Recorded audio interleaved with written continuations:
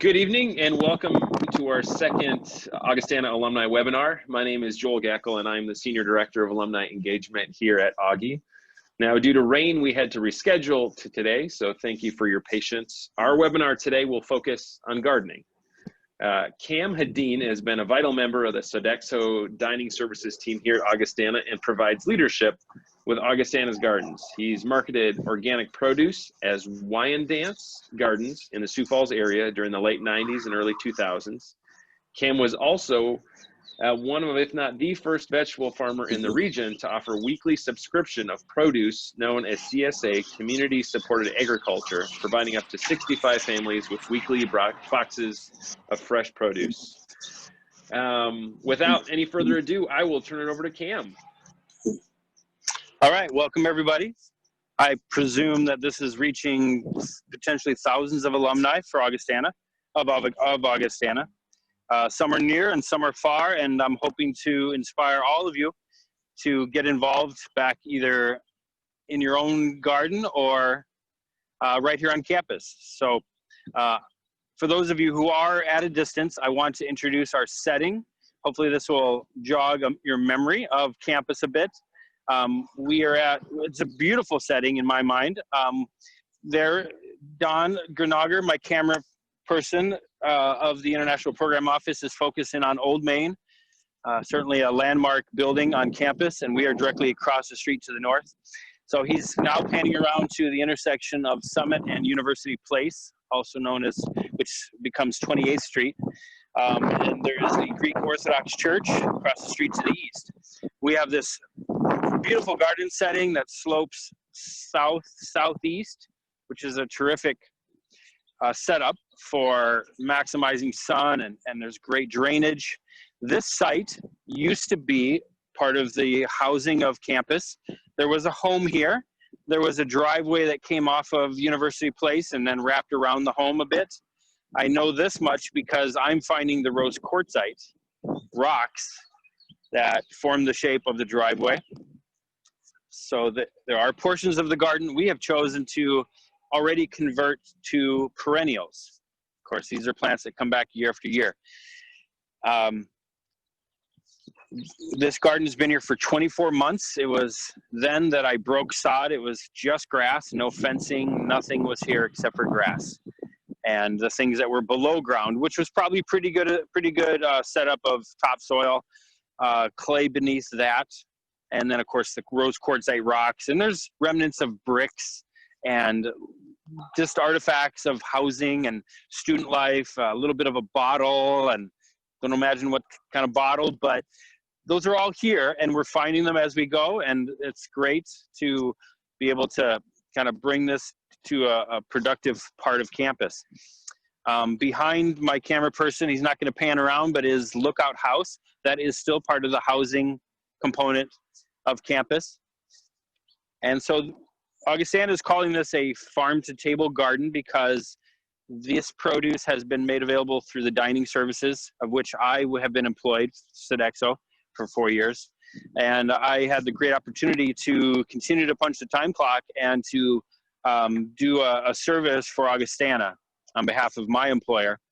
And so I'm continuing that this summer by providing some leadership, but for the most part, this is going to be a volunteer-driven garden with at least a dozen crops. I want to explain some of the structure that you see as Don panned around with the camera. There's a lot of vertical wood posts and metal posts, and it's because this is an urban garden and space is of the premium. So we want to maximize what we create out of this 80 by 100 foot space. I'm noticing where he's panning, and there's some asparagus that we're allowing to do its thing, become these tall ferns. We've been cutting asparagus and serving it in the dining hall in a very unique situation where we have about 100 students that are still on campus despite the virus, and it's because they simply just can't go home or don't want to go home because it's perhaps less safe there. So they're benefiting from the first round of 1 year asparagus. And then the rest of the shoots we're allowing to photosynthesize and store energy for those roots.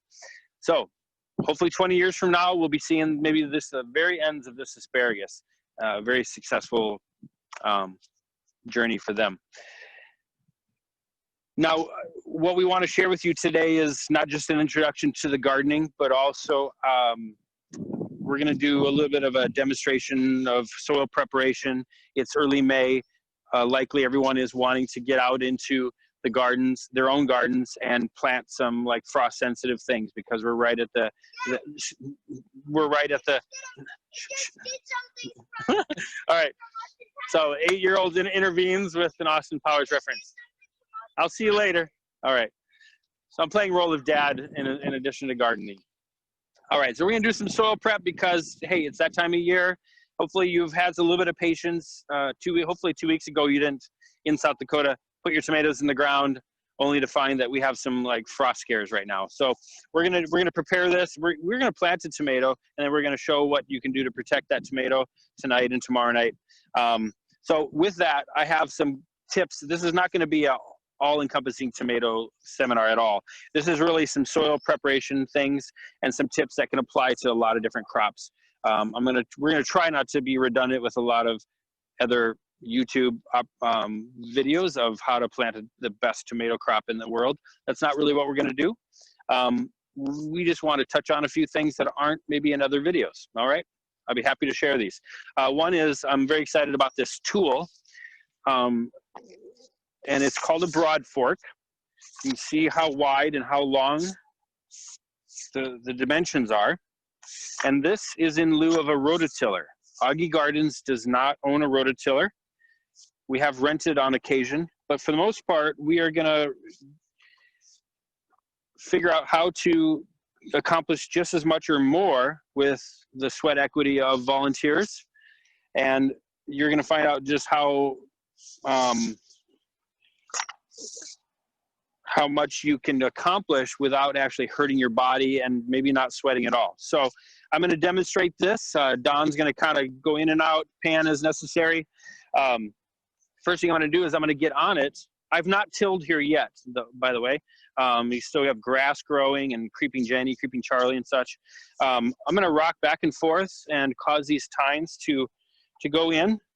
And then I'm going to lean back, but I'm going to straighten my arms and kind of make a locked position with my arms. And you let my weight do all the lifting. And I'm just going to kind of go into a crouch, real gentle crouch. And I've lifted down 8 inches of soil.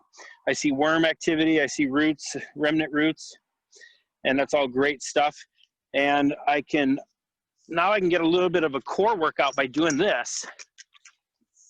And also using the weight of this heavy tool in my favor by doing a little bit of a pendulum action and breaking up the clods, the dirt clods that have not broken up yet. We kind of have the perfect moisture level right now for this activity. Not too wet, not too dry. Again, lean back. Try not to step on the spinach or onions behind me. Okay. That is a good sign. Here's one of the workhorses of the garden. And that is our Roto Chiller, really. I'm doing some tilling right now, but mostly I'm going to rely on the soil activity to do a lot of the tilling under the ground. Again, left, right, lean back. Watch my other crop. And this pendulum activity, see, even another worm there. So we did not cherry pick this spot for any reason. It's just pretty arbitrary. Get some clack grass out of there.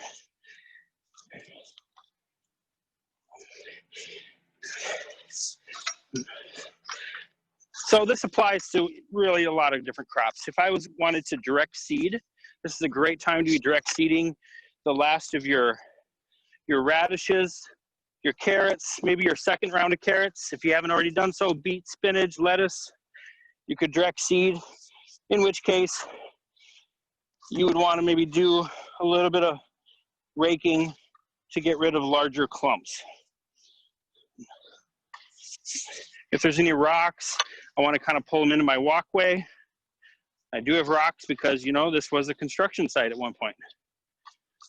And things get mixed. So if I wanted to draw a line, I could do that, and that's maybe where I would put my round of parsnips or whatever seed I want to direct seed after having raked. But as I said, we're going to plant a tomato. So in that case, I'm going to follow up with another handy tool, and that's a little shovel like this. I'm going to dig a hole, but it could also be a trench. If you're not able to dig down really deep, you can also do a trench method, and that's going to be another one of my tips today. Now, we can dig pretty deep because we've worked the soil a fair amount, but I'm going to do the trench instead so that I'm giving you an advantage at home if you kind of have a particularly challenging, you know, soil type. Actually, I have hit clay already. So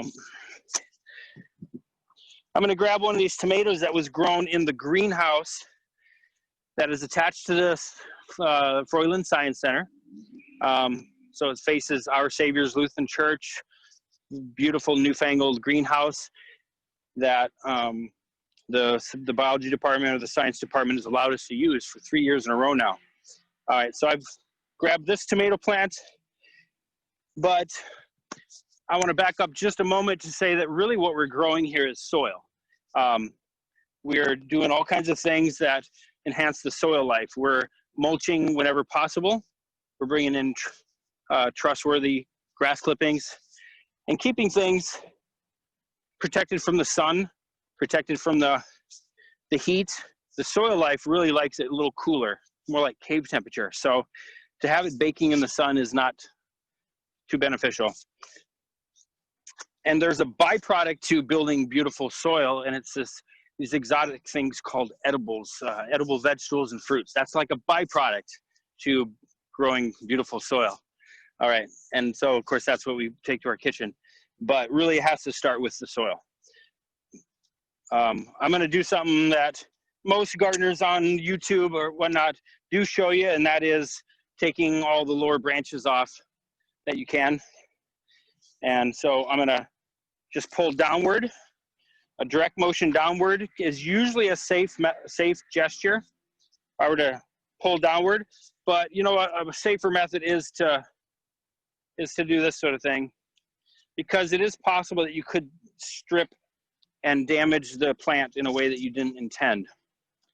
So I had my little bonsai snippers with me today, and I could even take this one off, because I'm a big fan of burying this as deep as possible. A little about the tomato plant. This plant is best at vining and just growing and climbing on top of everything, covering everything that is near it. It's not particularly good at climbing. It just kind of ramps up things, but it really wants to cover the tropical floor, forest floor. And part of the reason why that's important is because all along here is the potential to form roots. Anywhere where this plant touches the ground, that could root. And so we're gonna take advantage of that, and we're gonna create roots all along there by laying it down this way in our trench. Remember, we're not gonna go to deep hole today. We're gonna do a trench.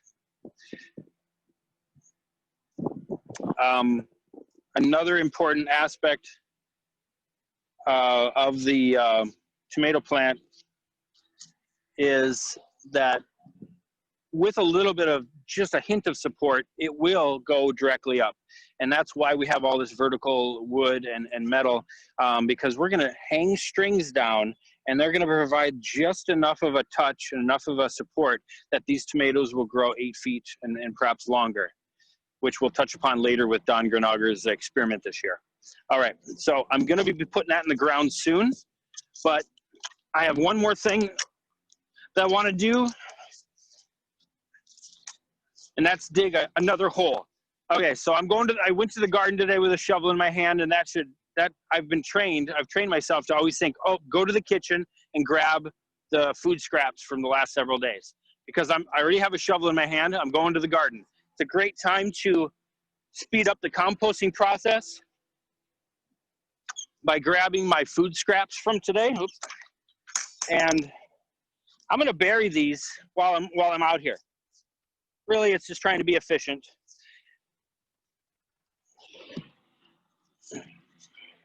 Now, I'm not going to plant these food scraps at the root level of my my new tomato plants. If this tomato plant is here and this one's going to be here, I'm going to dig this hole here and I'm going to put my food scraps from this week here and cover them up. And perhaps in a few months, the roots of these plants will reach off to the side and benefit from those food scraps.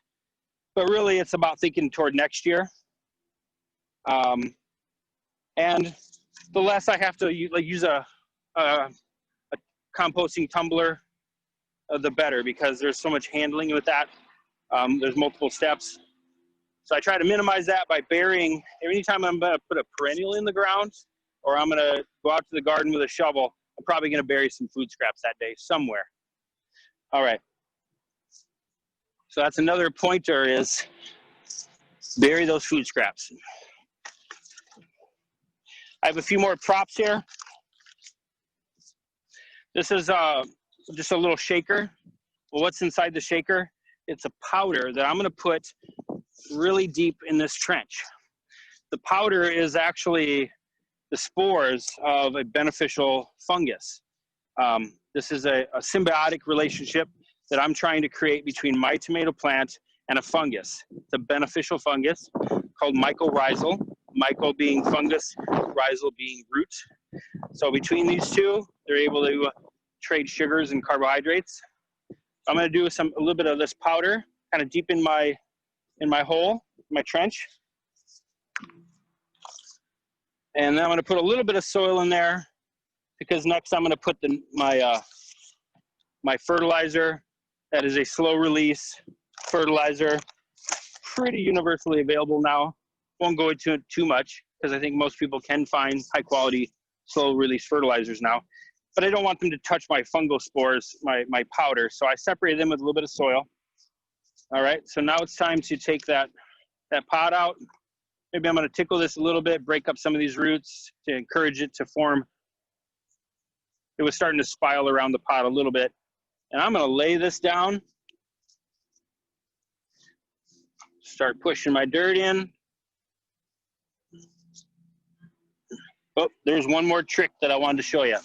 Before I go too far, it's not too late. And that is, a friend gave me this egg carton with the egg shells. As the person used an egg, they put the shell back in.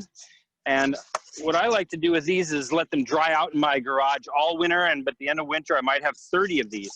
And then I just put them on a sidewalk, and I just crush them. Because I've tried different ways of utilizing eggshells on a large scale. And yes, they get mixed in with my food scraps. That's one way. But this is a great way to kind of create like a sprinkler, like a shaker. Imagine going out to your garden with 30 of these, and at the beginning of the season, sprinkling eggshells everywhere you can. All right.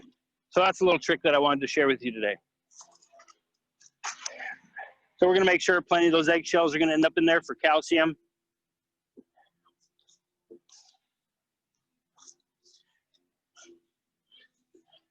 So I've left a little bit of the tomato plant at the top. Remember, I said I could have gotten rid of this leaf and just left this very bit here. That would have been fine. Nice thing about it being cold tomorrow night, you know, we're going to maybe want to protect this. And you can do a bucket. You can put a bucket over a plant. But if it's only just a tiny bit, you can just go over to your rhubarb. Of course, you should be harvesting rhubarb right now if you're a good, you know, Midwesterner, and getting your stock of rhubarb. And then you have this big, beautiful leaf that you can't eat. So you just lay your rhubarb leaves on top of your tomato plants, and it'll protect them from those 32-degree nights.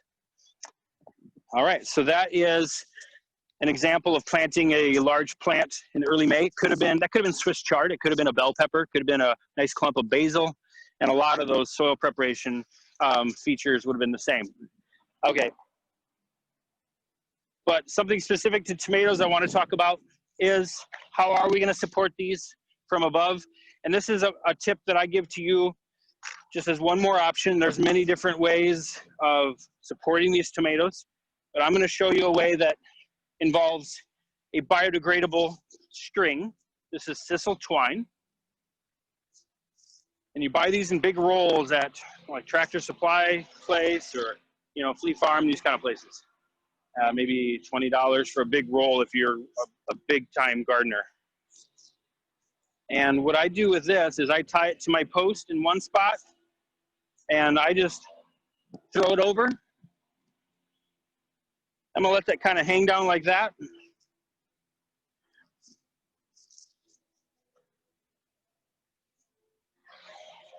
Pretend we have planted this entire row, about 30 plants all the way down, which we will do in the next few weeks, if people volunteer. The more we volunteer, the quicker we'll get it done. All right, so again, I'm not getting out a knife to cut this string. I'm gonna throw it over again.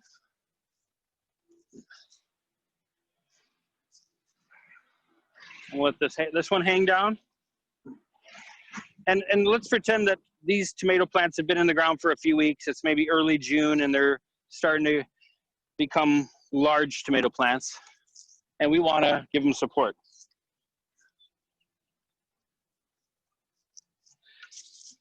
Again, I'm just pulling it right out of my spool of twine and I'm not cutting anything. I'm going to drop another one. And each time I'm kind of managing the length of them. I want them to be a little bit lower than this, but I think you get the idea. I would do that all the way down the row. And so you take the vines, you take one vine and you get it wrapped around here a few times gently, okay? Maybe make it a little bit taut after that by pulling on it. And then the next one, get a vine wrapped around, okay? And then go to the, and this string is just continuous. So that's just my way of trying to be efficient. It's one string that's going over and over, back and forth, all the way down to create as little work as possible and accomplish as much as possible. Because there was a time when I grew as many as 2,000 tomato plants. So I put some thought into how to do this with the least amount of work. And what's neat about it being biodegradable is at the end of the year when I want to get rid of my vines, I cut them at the root, at the ground level, to cut the vines with the loppers. I don't pull my plants out of the ground because I don't want to disturb that mycorrhizal relationship that I created. I'm going to assume that there's a lot of fungal spores and good stuff on the roots of those tomato plants. So I'd rather the root just decay. And I'm going to leave the fungal spores undisturbed. And I'm just going to lop the tomato plant to surface and discard of the plant with this twine all bundled up. It's all burnable or it's biodegradable. And I don't have to worry about trying to track down a bunch of like synthetic nylon string and stuff. And I don't have to worry about storing a bunch of posts. My posts just stay in the ground. Other people have all these baskets and posts, and I just try to minimize how much storage that Augie Gardens has to contend with. So that's something I've developed, and that's another tip for you. A little bit about pots. And this ties into a way that you can get involved. If you're a nearby person, a nearby alumni, you can come to our plant sale next week. This is our 3rd annual plant sale on Wednesday, but it's a virtual plant sale. So people are going to do a curbside pickup on Wednesday, having ordered them online on Monday or Tuesday. I believe the email is going out today that has the order form. So anytime this weekend, you could look at the selection of plants that we have grown in the greenhouse and now made available to alumni, to staff, to faculty, to the general Augustana community. And the proceeds of that go toward continuing to perpetuate the Augie Gardens program. So we have used a variety of pots in our preparation for these plants. Some are made of peat, and I want to point out that this is a peat pot. So it's like a paperboard brown paperboard. This is biodegradable too. Please, if you do buy plants from us, do not tear the plant out of this pot. Bury the entire plant. And you want to make sure you bury all the peat too, because that will wick moisture out to the atmosphere if you don't get it fully buried. Obviously, if it's a tomato plant, you're going to be burying it anyway, right? Okay. But some of our peppers and such are also in peat. All right, and so instead of us rain today, we have wind. Imagine that. Upper Midwest, we have lots of wind. All right. Then there's another style of pot that we've used for the plant sale, and it's some of the coffee cups. It's a coated paper coffee cup, something that you'd see in our Starbucks or in one of our catering events. And I've poked holes in the bottom. Please do not plant that cup, though. That cup should be torn off or cut off with the scissors and discarded, and that'll leave your root ball just as if you pulled it out of a plastic pot. Okay, so we have two versions of paper-ish pots, and they're handled very differently on planting day. I believe, Joel, that we are going to be fielding some questions. I think I've emphasized how much this is a volunteer-driven program. Maybe we have questions about that. Yeah. Do you have any, this goes with a question with the Augustana Gardens, do you have any numbers on the amount of produce that's served in the dining center as a result of what's grown in the garden? Yeah, I do. And I have one prop with me right now.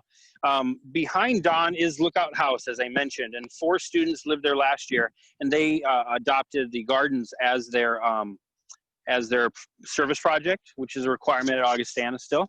And they not only helped in the garden picking tomatoes and whatnot, but they distributed these winter squash throughout every department we could think of as a display squash, and then eventually someone took it home and cooked it.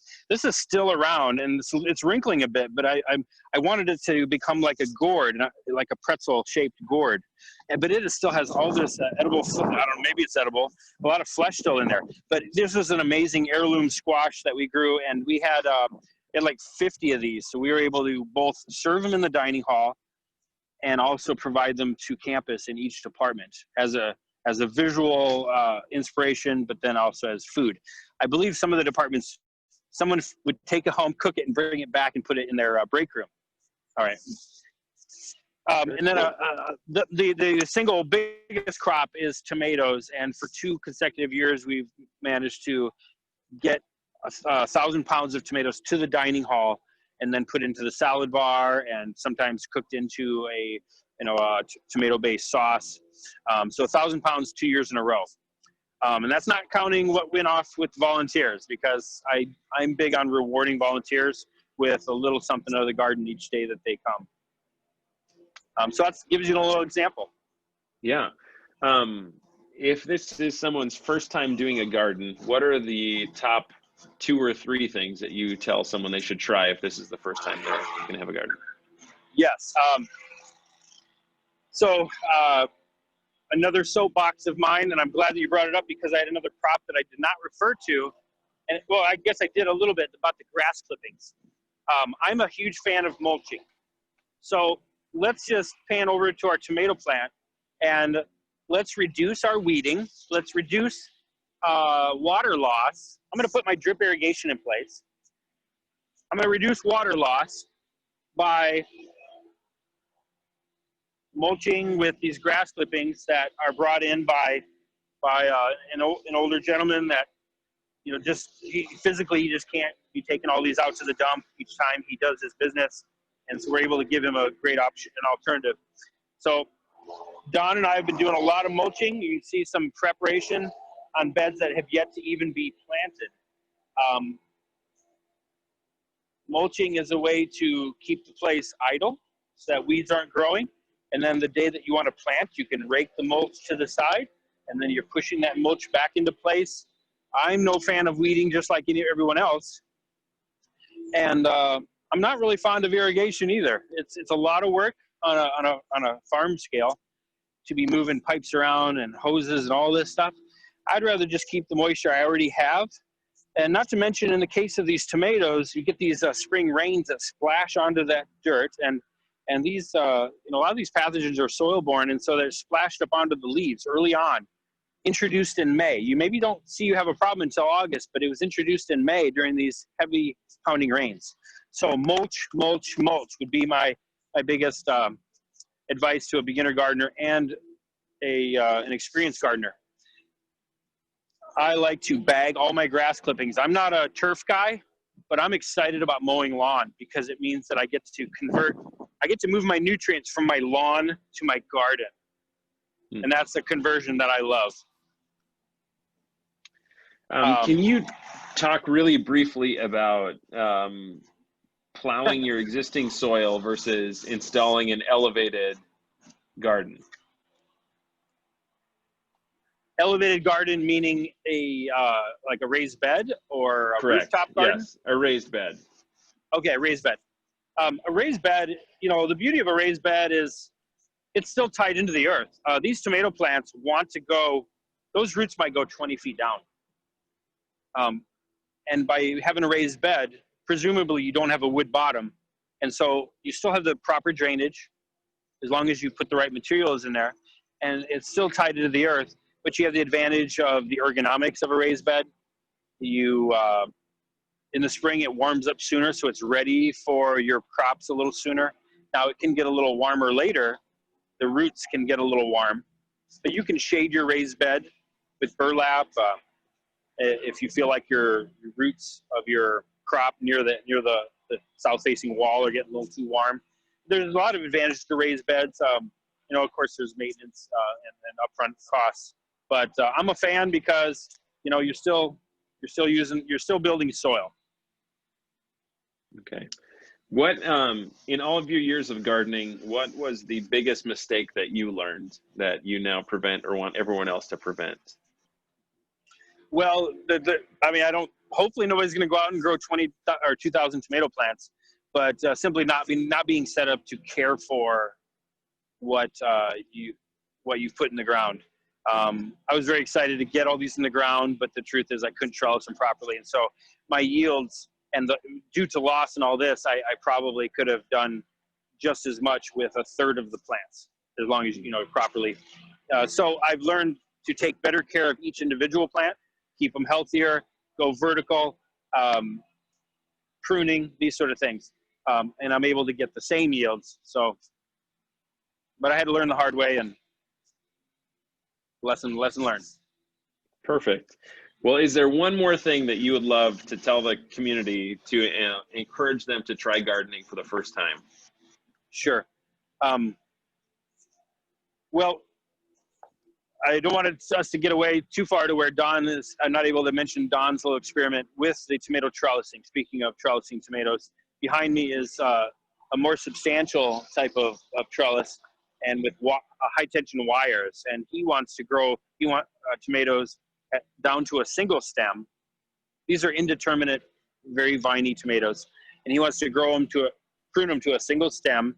And then as they reach their 8-foot height, then he wants to slide them along the high tension wire so that they can go to 12 and 15 feet. So we're going to compare yields with this bed to that bed. And that is Don Granager from the International Program Office. Of course, he's retired now, but he is so a big part of the Augie Gardens. So to inspire, it's really, grab those seed catalogs and be bold and try new things. Mistakes are the way to learn, and don't let them discourage you. It's kind of like everything else that way. And the beauty, if nothing else, even if you're not eating it, take photos of it and share it. And there's just so much beauty out there. And think of food security too, and think about self-reliance and to be able to ensure a food source for yourself, or for people who maybe are in more dire situation than yourself, you can give to them. So maybe it's about giving. The final question: how can people get involved in the work of the gardens? How could you use volunteers? And then you said on the 13th is the plant sale. Is that correct? That's right. I believe the email went out today that has the order form, so people can mull it over all weekend. They have until midnight Tuesday night to place their order. They pay right there and they choose a time of day on Wednesday, the 13th, to drive up to the greenhouse attached to the science building, where there'll be a table and their name and their group of plants waiting for them. We're doing this safely. We're with the curbside pickup and spreading the pickup times over a large period of time. How to get involved? David O'Hara, so the Augie Gardens is a part of the sustainability program of Augustana, and David O'Hara is the central rallying figure at this point. And of course, he has email, and then I have email as well. I'm an augie.edu, so it's Kam Hedeen at augie.edu. Please reach out to me that way. So me and David are probably the two best people to reach out to, and we will fit you into our weekly scheme of, hey, come mulching, come pick, come prune, come thin, lots of things to be done, and we'll send something home with you. All right. Well, Kam, thank you so much for everything you shared with us today. And thank you for helping us discover a little bit more about how we can begin growing our own food. Appreciate it. My pleasure. My pleasure. All right. Thank you, Joel. Thank you.